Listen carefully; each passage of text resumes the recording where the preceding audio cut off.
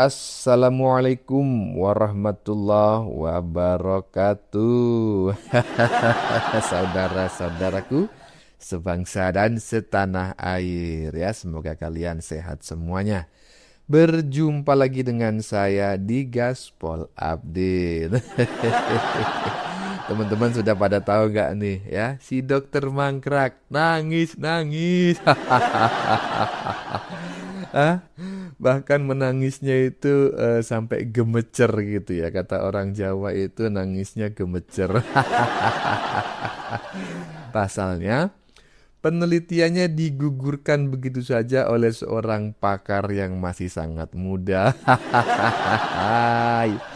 Yang bikin ngakak.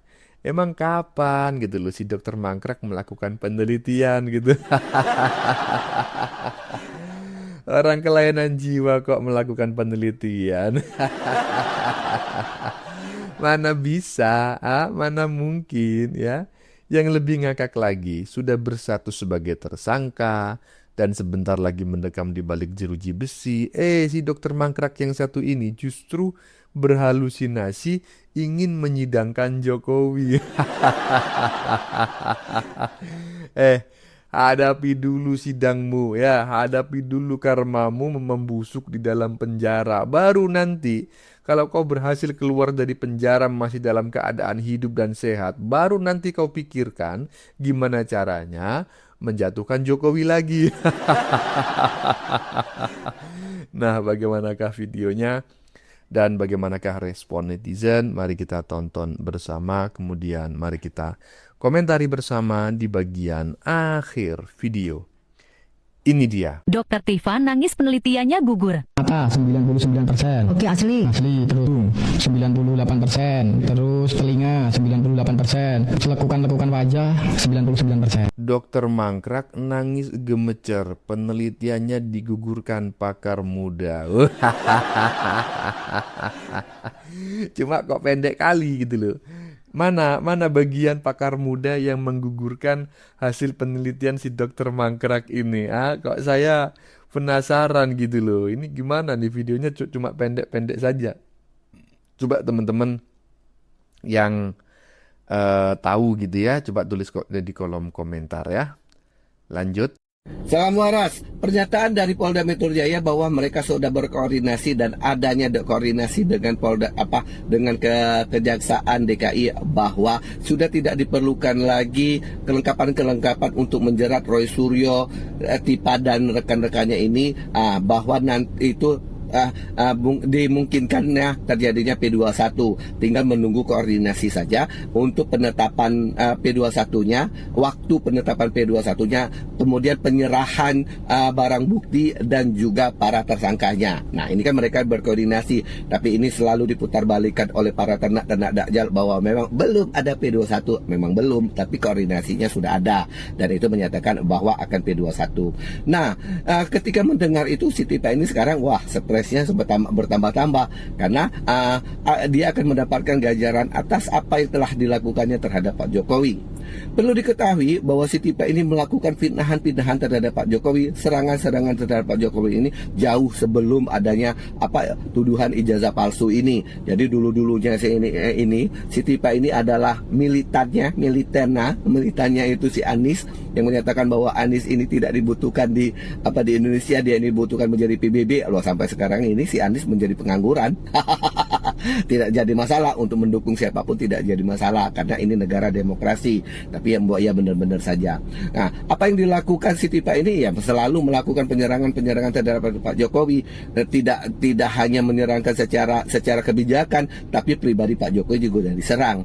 Terutama kita ingat dulu ya, ketika dia melakukan penelitian terhadap kuburan Pak Jokowi, keluarga dari Pak Jokowi. Dia tidak mempercayai bahwa kuburan tersebut adalah makam keluarga dari Pak Jokowi. Dia membayangkan bahwa makam keluarga dari presiden itu suatu yang megah sekali, mewah sekali, tapi kenyataannya yang dia dapatkan kuburan itu sangatlah sederhana dengan bangunan yang sederhana, tidak menampakkan kemewahan. Jadi dia menyatakan bahwa itu bukan kuburannya dari Pak Jokowi. Pekok sekali kan kalau kayak gitu. Nah, sekarang ini dia menyatakan kalaupun sudah P21 P21 dan melakukan sidang, dia dengan mau menanyakan apa kacamata yang dipakai Pak Jokowi itu dibeli di mana, minus berapa, kemudian di mana dia meminta untuk diperiksa matanya. Nah, ini kan pernyataan orang yang sangat-sangat bodoh sekali, pernyataan seorang yang sangat stres sekali untuk menghadapi kenyataan tersebut. Yang akan ditanya, yang akan dicerca nantinya itu adalah kelakuan dari Siti Fa ini yang menyatakan melakukan fitnahan, penyebaran berita bohong, kemudian melakukan suatu manipulasi data untuk menyatakan tuduhannya ini bahwa Pak Jokowi mempunyai ijazah palsu. Nah, itu bukan untuk menyerang Pak Jokowi, bahwa ijazah tersebut sudah tidak perlu diperbincangkan lagi, karena ketika UGM dihadirkan, benar ijazah ini asli, benar. Ketika lapor ditanyakan, benar ini asli yang sudah case close untuk palsu tersebut. Apalagi Pak Jokowi sudah berjanji untuk menunjukkan ijazah tersebut. Nah, kalau keinginan mereka untuk di laboratorium di Antartika sana, di Singapura sampai ke Antartika, itu keinginan mereka, dan keinginan itu tidak akan mungkin dikabulkan oleh hakim, karena kalau suatu perbuatan yang sangat-sangat tidak masuk akal. Jadi sekarang ini kayaknya Siti Fa ini benar-benar stres karena dia akan mendapatkan ganjaran hukuman dari apa yang telah ia kerjakan. Apalagi saat sekarang ini Siti Fa ini sudah tidak ditemani oleh si Refli Harun lagi untuk dalam kompresi persnya. Kemudian jadi galaunya tambah, dan tidak ada yang menenangkannya. Tidak ada yang menenangkannya di saat dia galau. Kalau ada replika ditenangin itu Siti Fa-nya supaya tenang deh. Di Nina bobokan. Ya, salam waras, semoga kita dapat berpikir secara waras. Dadah. Ya, salam waras, semoga kita bisa berpikir secara waras, yang memang itulah yang sangat kita harapkan ya, dan sangat kita mohonkan gitu, daripada kita merasa cerdas, merasa pintar, dan selalu mengaku-ngaku sebagai golongan orang pintar, cerdas, tapi nggak waras.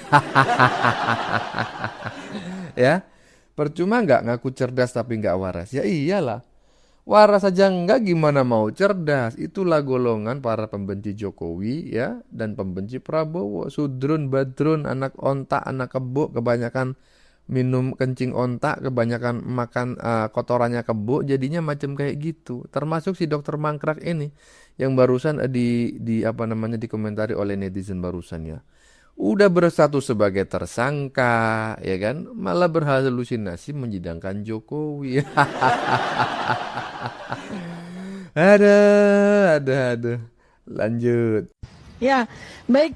Saya di sini menyampaikan ya kepada semua pihak yang terlibat, terutama ini dalam konteks sekarang adalah KPU, para komisionernya yang waktu itu bertugas ya di KPUD Solo tahun 2005, yang bertugas di tahun 2010, KPUD Jakarta yang bertugas di tahun 2012, dan KPU Pusat yang bertugas di tahun 2014 dan 2019.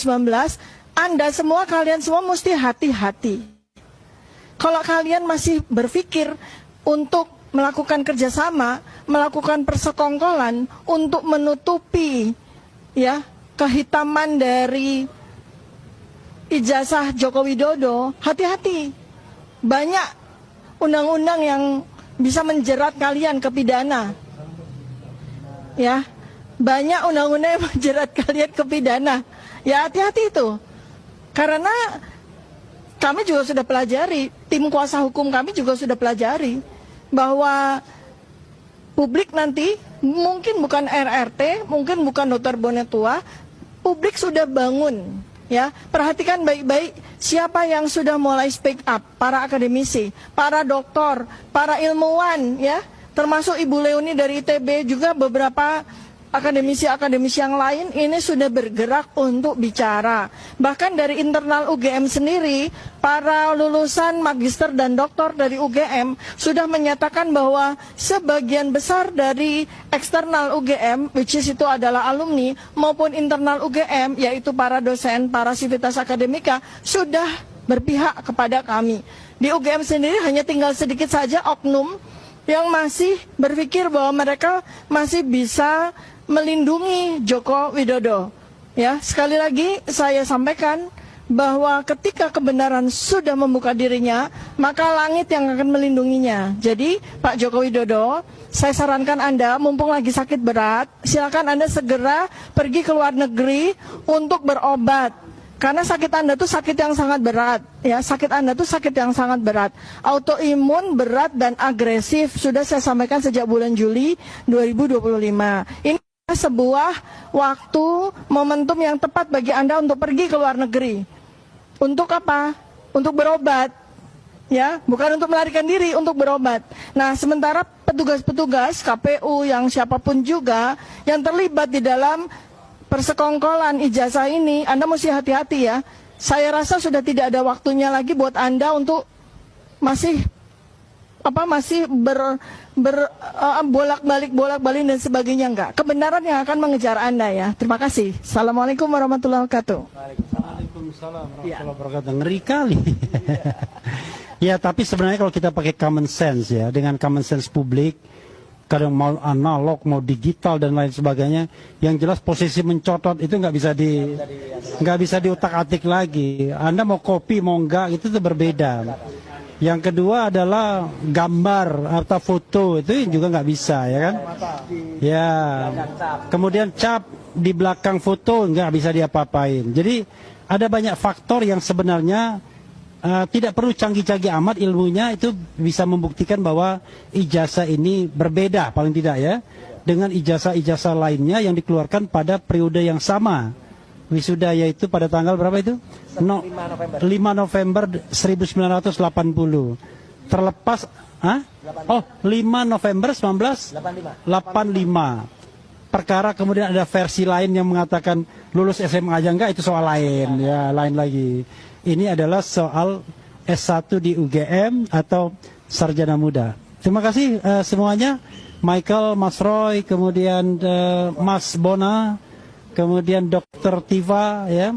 Mudah-mudahan kebenaran selalu kita tegakkan. Iya, semuanya diancam ya.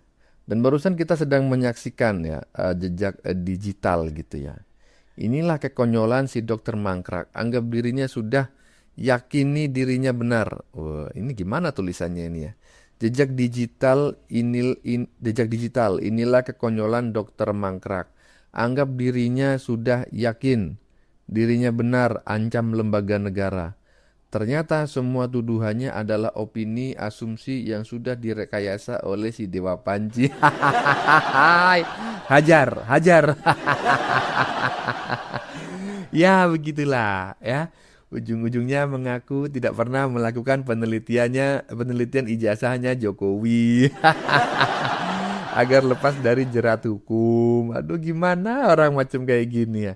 Menurut saya diadili saja itu nggak cukup gitu loh. Menurut saya warga negaraannya dicabut dan pulangkan ke negara asal leluhur mereka gitu loh. Saya yakin mereka ini berasal dari leluhur yang sama.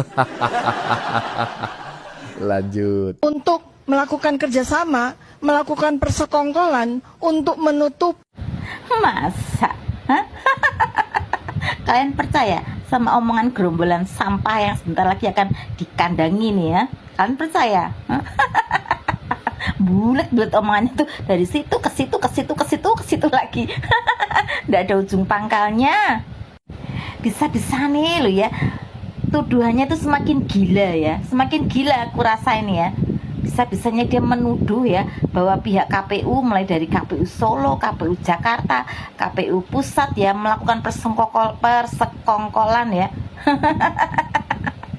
Persekongkolan agar Pak Jokowi ini lulus atau apa sih lolos untuk maju jadi calon kepala daerah ataupun calon presiden ya.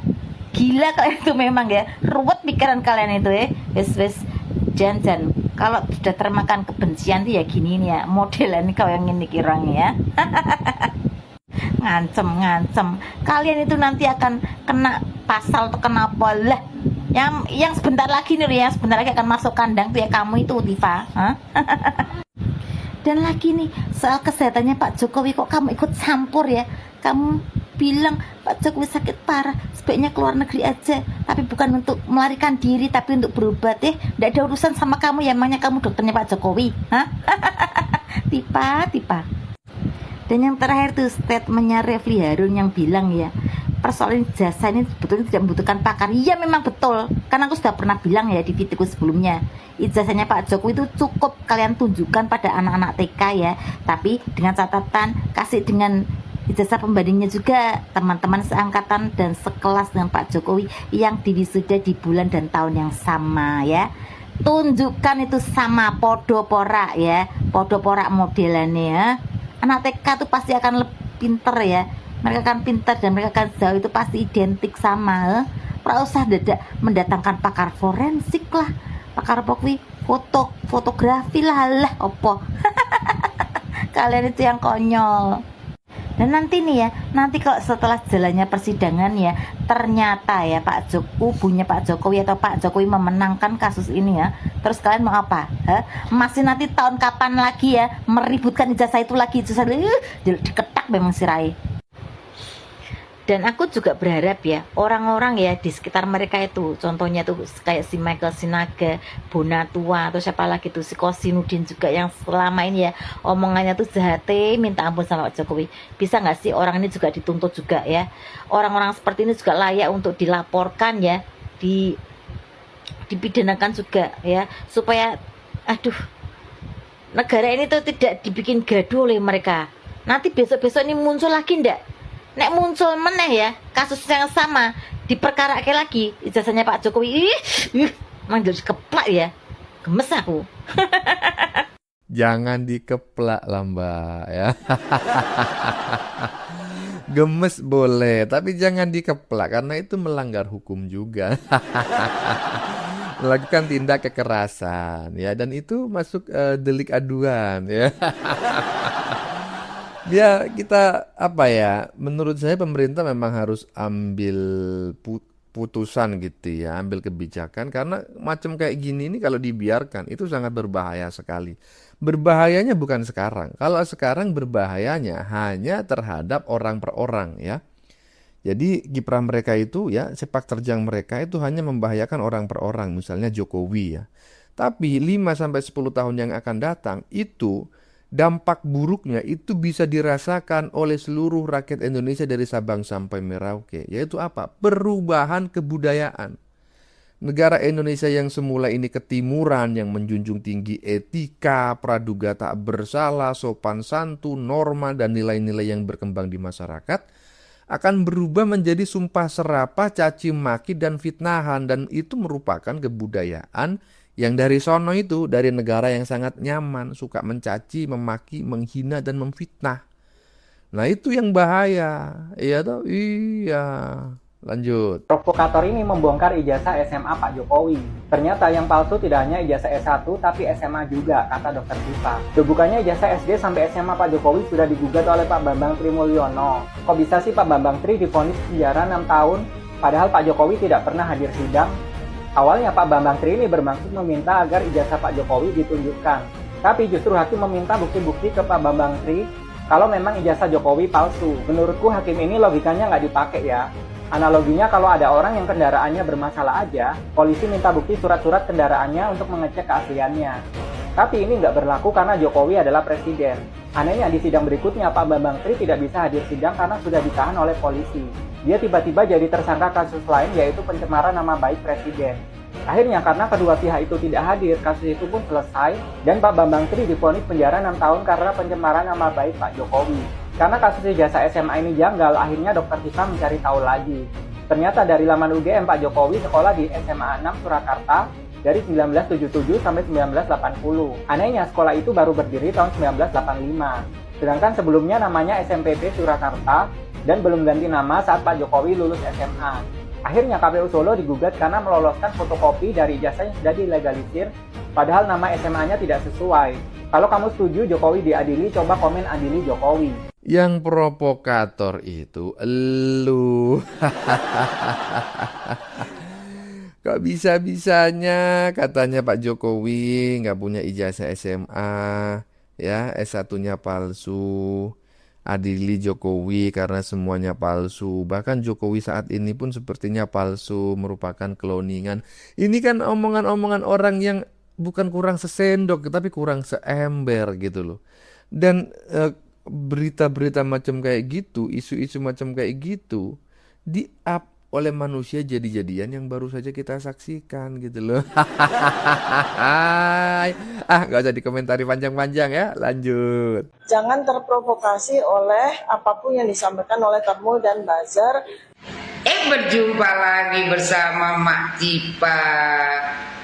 Mak Cipa ini adalah perempuan jadi-jadian, tukang fitnah, ya, menebar kebencian. Mak Cipa ini merasa dirinya paling pintar, paling benar, paling hebat di negara Republik Indonesia ini. Padahal sebenarnya dia adalah perempuan paling hina di negara Republik Indonesia ini karena tukang fitnah.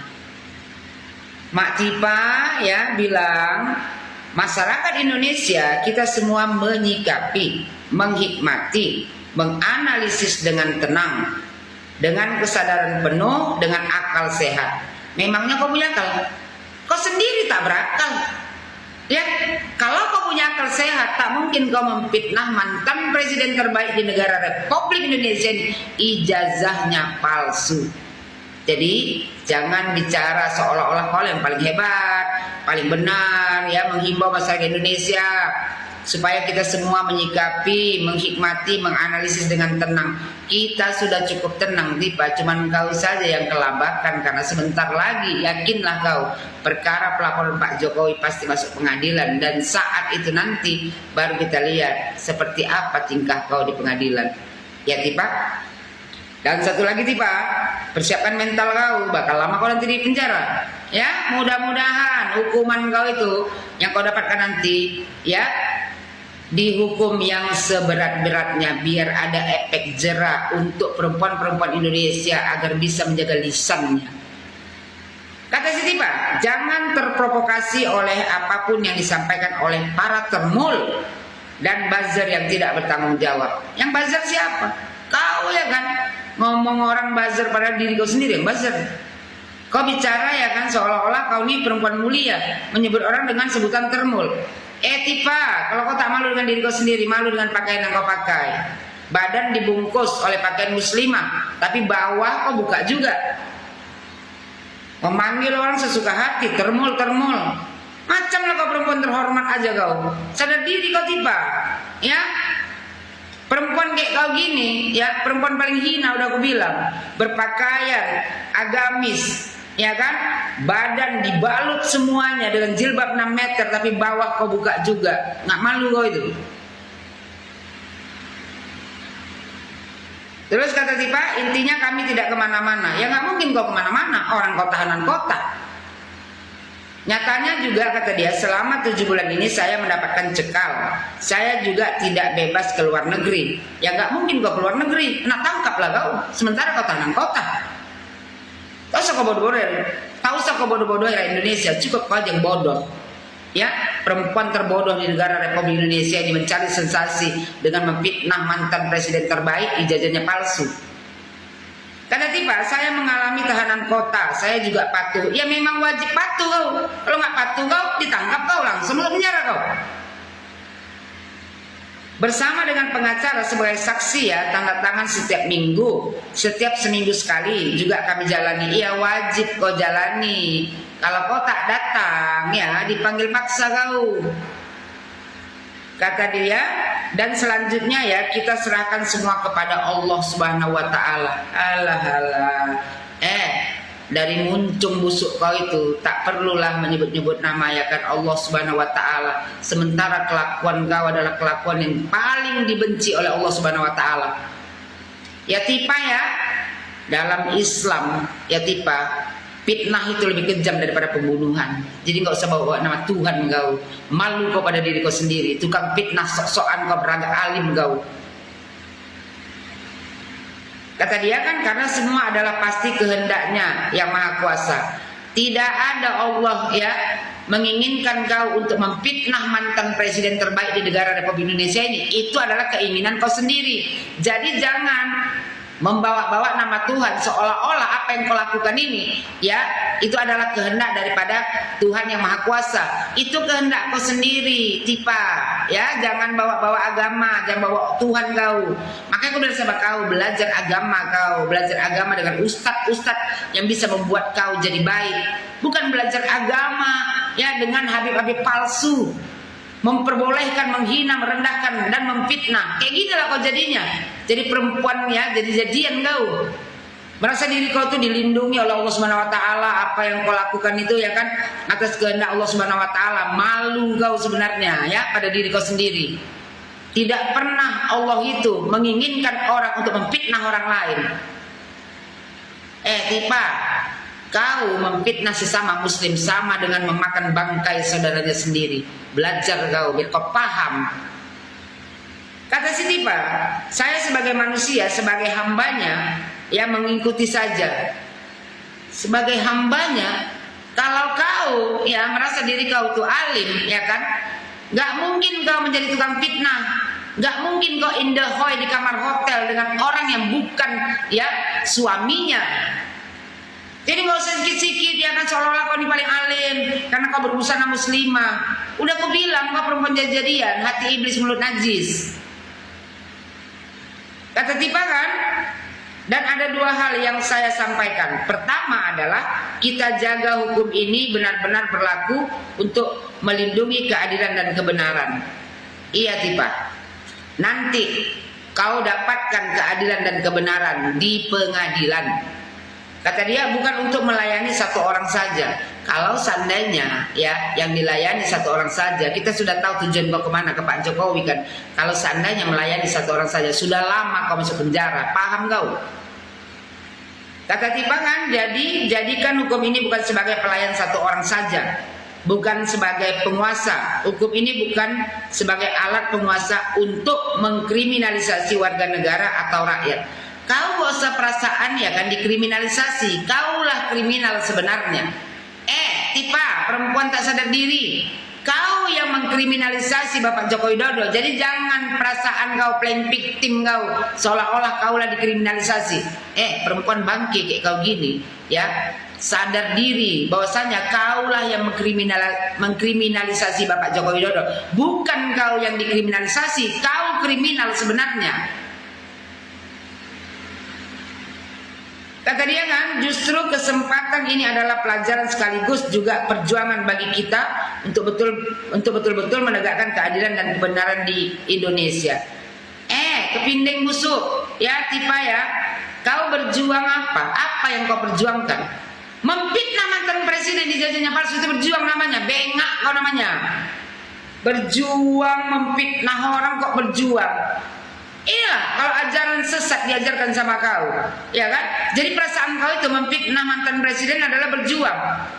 Tobat kau. Muak kita nengok muka kau setiap hari ya kan? Inilah akibat kelamaan ya pihak kepolisian untuk menangani kasus pelaporan Pak Jokowi, sehingga manusia-manusia busuk seperti Tipa ini bebas berbicara. Entah kapan lagi ini mau disidangkan. Apakah begitu besar ya backingan orang ini sehingga sampai hari ini perkara mereka ini tidak sampai ke pengadilan? Buat penegak hukum di negara Republik Indonesia ini, cepatkan perkara ini. Sekelas mantan presiden melaporkan orang-orang yang sudah memfitnah dan mencemarkan nama baiknya, 1 tahun pun belum masuk ke pengadilan. Aneh nggak negara Republik Indonesia ini? Siapa coba? Ya, backup di belakang orang ini. Kalau nggak mungkin perkara ini sampai 1 tahun nggak kelar-kelar. Jadi buat kau ya perempuan jadi-jadian, sebelum merendahkan orang ya, sebelum memfitnah orang, berkaca diri kau Tipa. Nggak usah dikit-dikit bawa nama Allah ya kan. Padahal kelakuan kau adalah kelakuan yang sangat dibenci oleh Allah. Pertama, kau tukang fitnah. Ya, dan kedua, kau berbusana muslimah, kau tutup, kau balut pakaian kau itu, badan kau itu ya dengan pakaian muslimah, tapi bawah kau buka juga. Malu pada diri sendiri. Jangan perasaan diri kau itu paling suci, paling alim di negara Republik Indonesia ini. Seluruh rakyat Indonesia pun tahu kau perempuan seperti apa.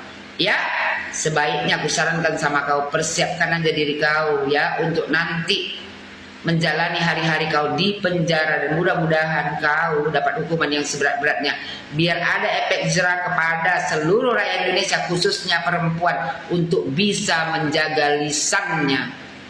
Ya Tipa ya, selamat berjuang di jalan ketololan. Aduh, Ibu Yohana, paten kali, panjang kali komentarnya. Hanya sekedar komentari si dokter mangkrak yang mulai berhalusinasi. Tapi nggak masalah ya. Walaupun berlama-lama kita mendengarkan, menyaksikan Ibu Yohana mengomentari si dokter mangkrak, isinya daging semua, bro. Kalau daging semua, iya berarti banyak vitaminnya kan, macam kayak gitu. Iya. Dan saya tertarik ya dengan pernyataan si dokter mangkrak di bagian depan tadi. Jangan percaya dengan omongan buzzer termul. Kurang lebih seperti itulah. Terus disuruh percaya sama siapa? Sama bacotmu itu. Ada mangkrak, sebaiknya kau ini dites dulu kejiwaannya. Ya, pasti kau ini mengalami gangguan ini. Bagaimana menurut kalian? Keputusan ada di tangan Anda. Silakan tulis pendapat Anda di kolom komentar. Baik Anda yang setuju maupun yang tidak setuju dengan isi konten ini. Sebelumnya saya memohon maaf yang sebesar-besarnya ya, jika dalam penyajian konten ini ada kata-kata yang menyinggung, kurang tepat penggunaannya, atau ada data yang dianggap keliru atau salah. Saya memohon maaf yang sebesar-besarnya. Kita jumpa lagi di lain video. Salam NKRI.